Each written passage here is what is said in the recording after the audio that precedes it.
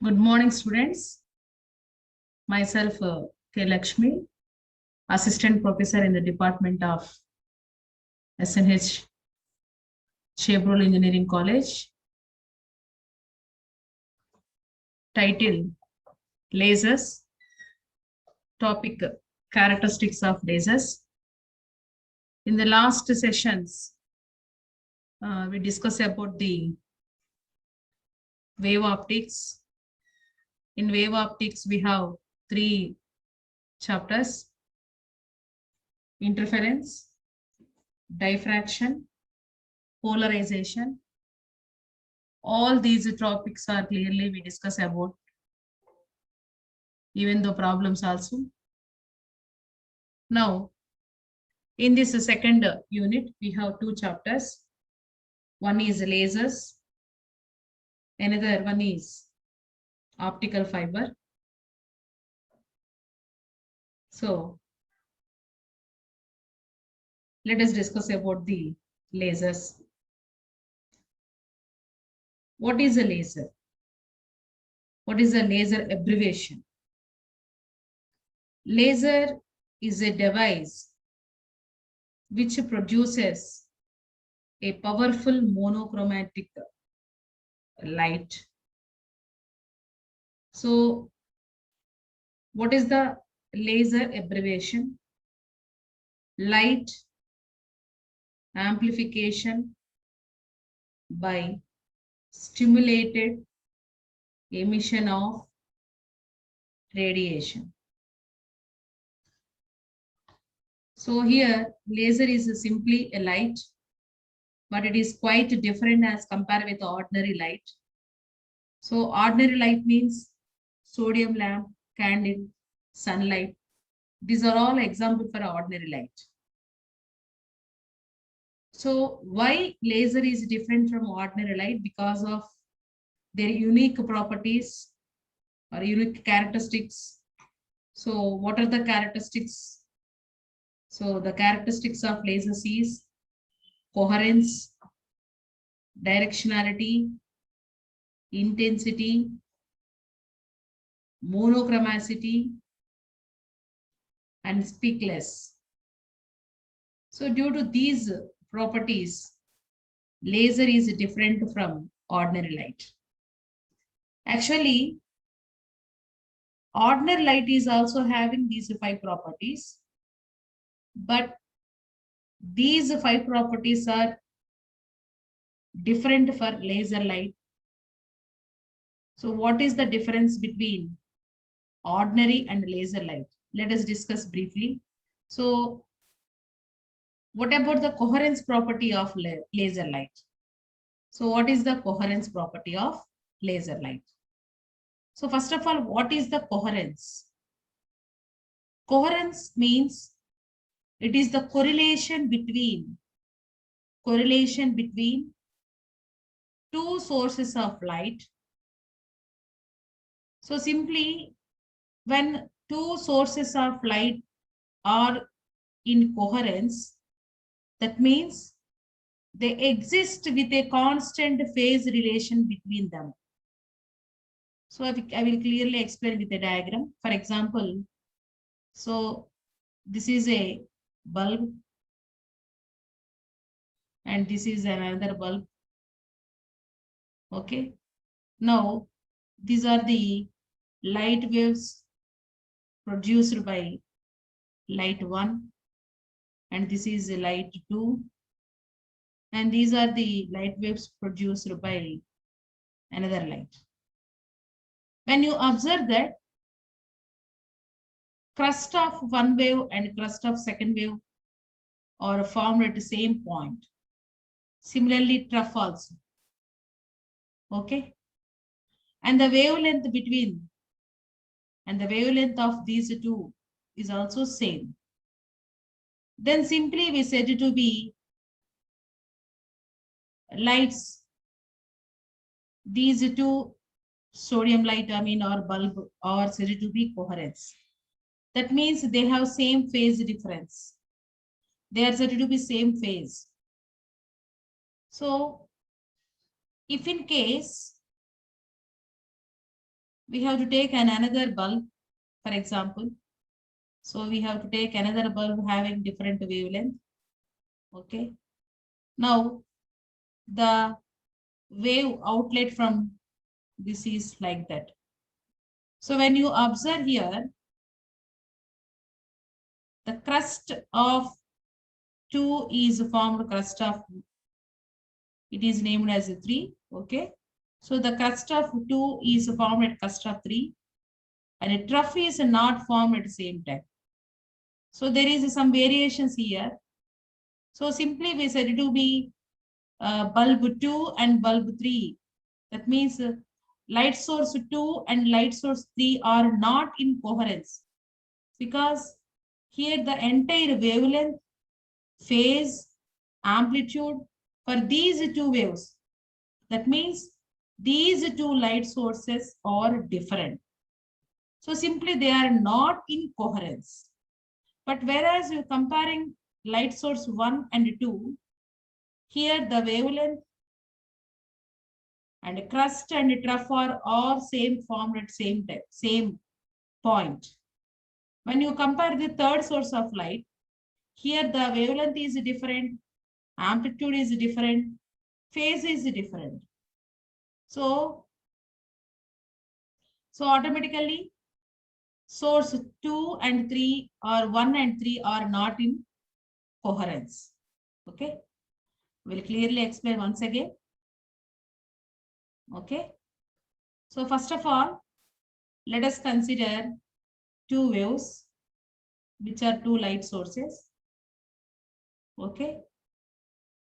When you observe that this is the crust position of one wave, I mean one light source. This is second light source, and this is the crust of crust means maximum amplitude position in a transverse wave is called crust. Minimum amplitude position in transverse wave is called trough. Actually, in transverse waves, crust and troughs are formed. Actually, you know in our lower sections. Okay. So when you observe these two light sources, crust of source 1 exactly formed crust of source 2. Similarly, trough also. And whatever the wavelength, what is the definition of wavelength? The distance between two successive crusts or two successive trough. So here the wavelength lambda 1 and here the wavelength of second also lambda 2. In these two figures, we confirm that lambda 1 value is equal to lambda 2. And phase is also same. Phase is also same. Okay. So simply according to correlation means a relation.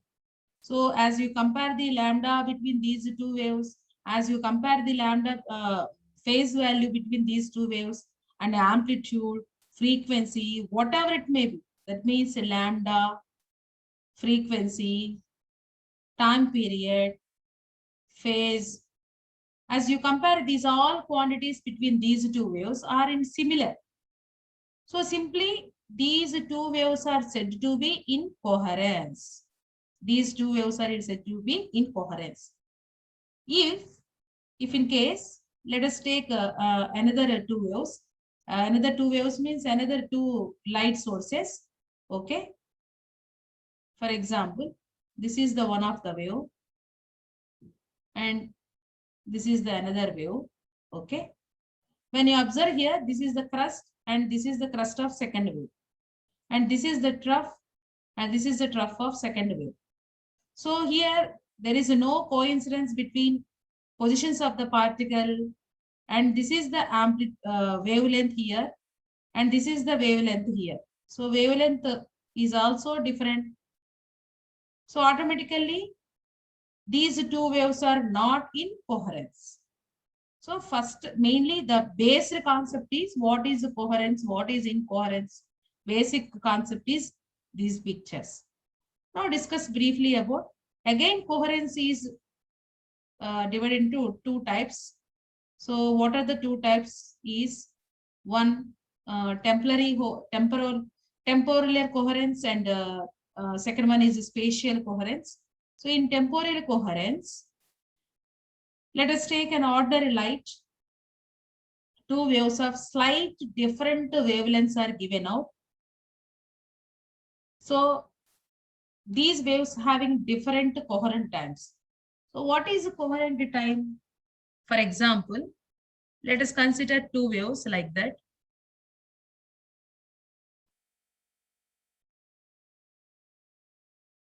Okay. So up to here, these waves are in coherence. Up to here, these waves are in coherent because the wavelength, the amplitude, frequency, all these are same. Whereas up to here, up to, for example, these two, point A and this point is B, this point is C. From A to B, wave 1 and wave 2 are said to be coherence. But from B to C, wave 1 and wave 2 are not in coherence. So from A to B, at which time they are in coherent, that time is called coherence time. That means if the two waves are in coherence in such a time, that time is called coherence time. So from the wave move from A to B in a coherence. So automatically the coherence time is from A to B. After that, they are not in coherence. So what is the coherence time between these two waves means? The coherence time is measured when the wave travel from A to B. Okay. After that, they are not in coherence. Okay. For example, if you take a sodium lamp, an ordinary light. Okay. So here the ordinary light, sodium lamp. Actually, it has so many light rays like that. So many light rays.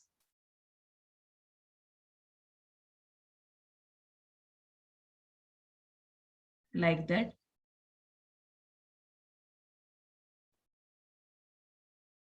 So when you observe that up to here, all these four waves are moving in a same direction, same amplitude, same frequency, and same wavelength.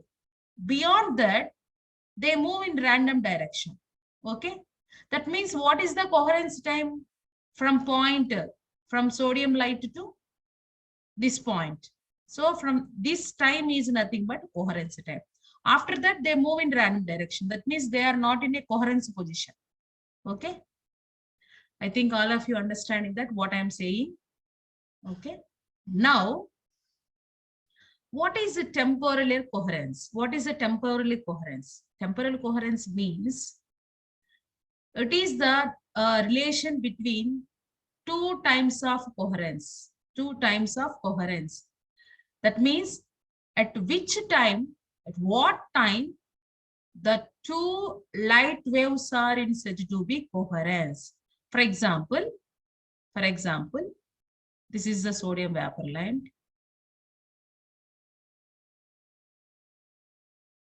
So here you will have to take another. So up to here, these two waves are said to be temporal coherence. Why? Because up to here, these two waves are having same frequency, same amplitude, and same wavelength. Beyond that point, beyond that time, they are not in coherence. So up to here, that means, for example, at 5 seconds, they are said to be coherence. After 5 seconds, they are not in coherence. So this 5 seconds is simply, we name it as it is the coherence time for between these two light waves. Okay. Now, the next type is spatial coherence. So what is the spatial coherence? The phase difference of waves crossing the 2 points on a plane perpendicular to the direction of propagation of the beam is time independent. So here, The coherence is expressed in terms of ordering of light field.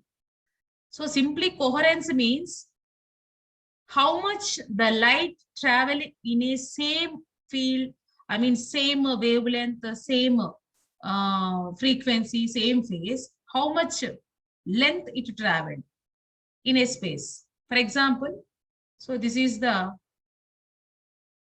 sodium vapor light. So this is the wave after some time. So up to here,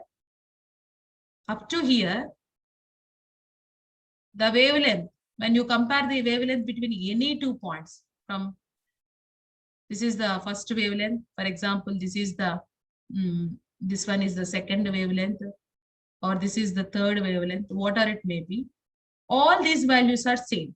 That means up to this length, this wave is in a coherent. After that, it is not in a coherent. So that is the meaning of spatial coherence. Simply, spatial coherence is nothing but ordering of light or purity of spectral lights. Then what about these properties in laser? So still we have discussed only what is a coherence, what is the types of coherence. Then how this property is varying in laser, and basing on that point, why it is different from ordinary light. So the main characterization of the laser light is having high degree of ordering light. So I will clearly explain with the figure. Okay. For example, when you take, this is the laser light. Okay. Okay. Now this is the sodium vapor light. Now the waves emitting by the laser is like that.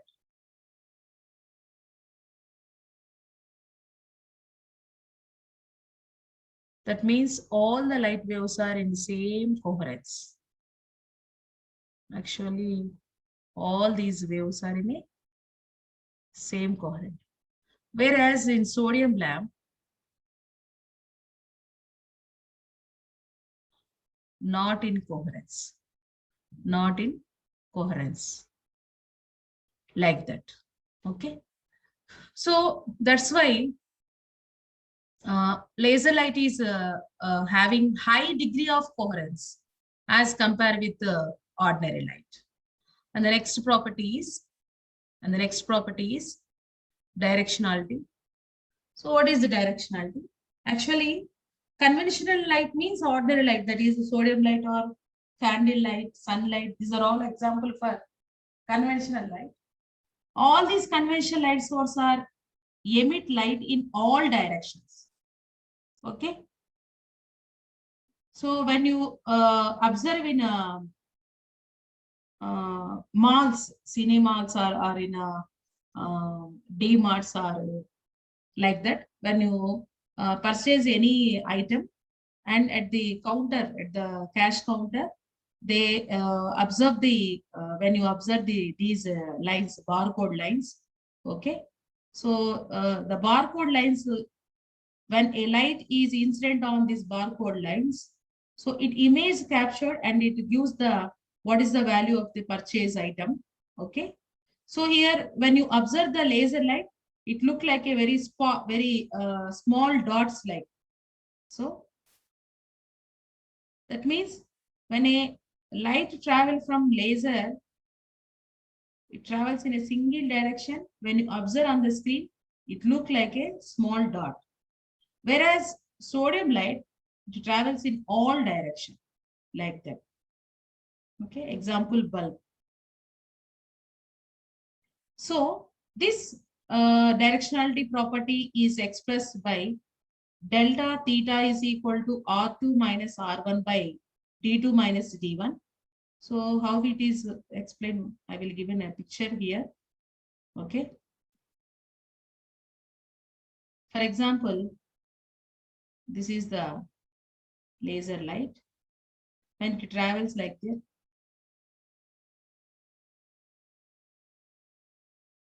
Okay.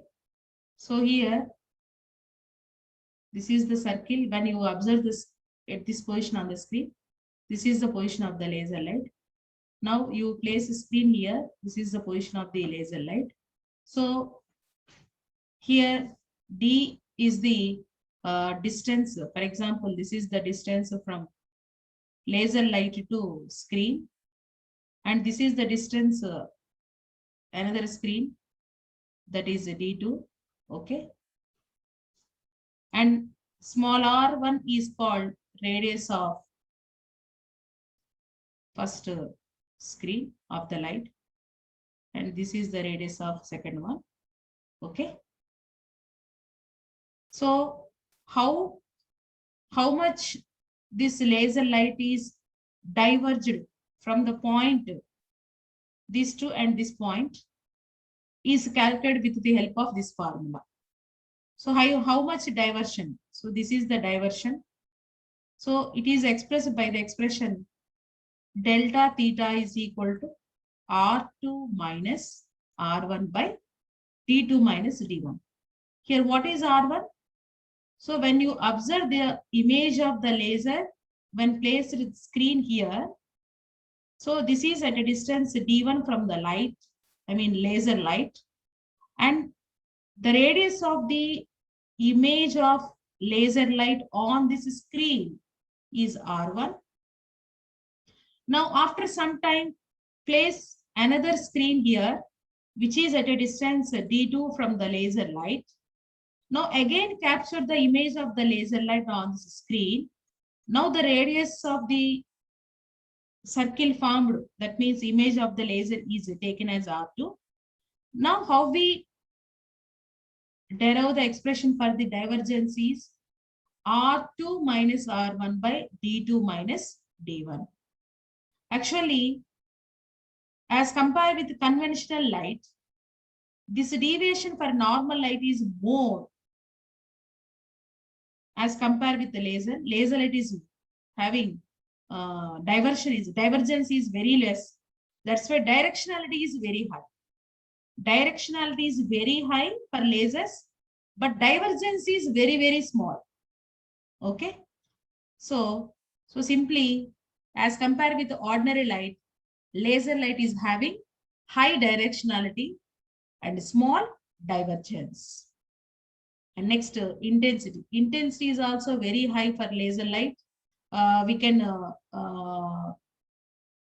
use laser light in with a power of 1 milliwatt also, 1 mega watts also. So 1 milliwatt laser light is generally used in to observe the barcode system, and megawatts of power laser light is used in cutting the tools, cutting heavy rods, heavy metals. So that means we can produce laser light from milliwatt power to megawatt power. So with the help of helium neon laser, actually helium neon laser is a one type of laser. So helium neon laser output is 2.5 into 10 power 11 watt per meter square. Actually, to obtain this power with sodium lamp by heating 2000 Kelvin temperature. Okay.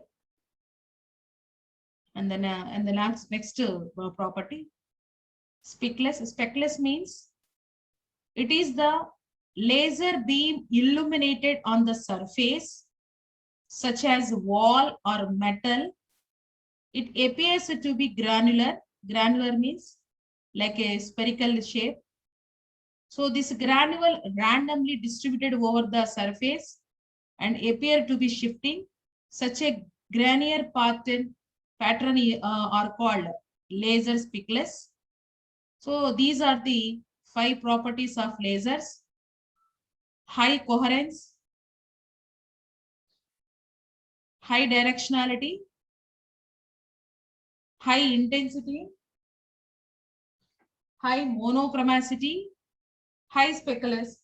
Due to these all properties, laser is different from ordinary light. Okay. In exam point of view, Actually, they ask why why laser light is different from ordinary light. So you simply write that characteristics of lasers. Okay. And the next concept is interaction of radiation with matter basing on quantum mechanical view. So a material is generally consisting of large number of atoms or molecules. And these molecules are characterized by a set of discrete energy states, discrete allowed energy states. For example, this is an atom. Inside atom, there is a nucleus. And we have energy levels outside the nucleus like that. Okay. So each energy level is indicated by E1 and E2. So this picture is in a 3-dimensional. In 2-dimensional view, in this chapter, we have to discuss like these are the energy levels. And this is the position of nucleus. Okay. The plus around it is indicated as the nucleus. And the energy levels in the atoms are drawn like that. So these energy levels are named as E1, E2. So here the atoms are located like that. First energy level atoms, second energy level atoms like that. So generally atoms are located in allowed energy states. Here the very important point we discuss is basing on quantum mechanical view, an atom can move from one energy state to another energy state. So for example, I will explain with the 2 energy levels. Here, E1 is the first energy level and E2 is the energy level 2. For example, if there is an atom in the E1 energy level, it may be moved from lower energy level to higher energy level. If in case is there is any atom in the energy level E2, it may be jumped from higher energy level to lower energy level. That means whatever the transition from lower to higher or higher to lower, this transition is nothing but quantum jump. And due to this transition, we have energy receive and energy releases. So what is this energy receive and energy releases? What happens to here? That will be discussed in next session.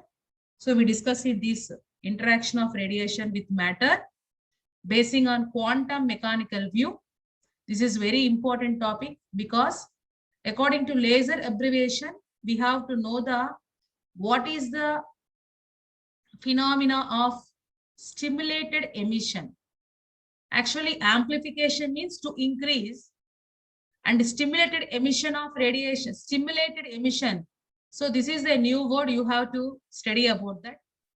And radiation is nothing but electromagnetic waves, all you know about that. So in the abbreviation of lasers, you have to know about what is the stimulated emission, because at this condition, we have to obtain laser light. So for discussing about the stimulated emission, we have to know some basic definitions like absorption, spontaneous emission, population inversion, pumping methods, components of laser. So like that. So the next session, we discuss about how interaction of radiation with matter in a quantum mechanical view. Okay. Thank you to all.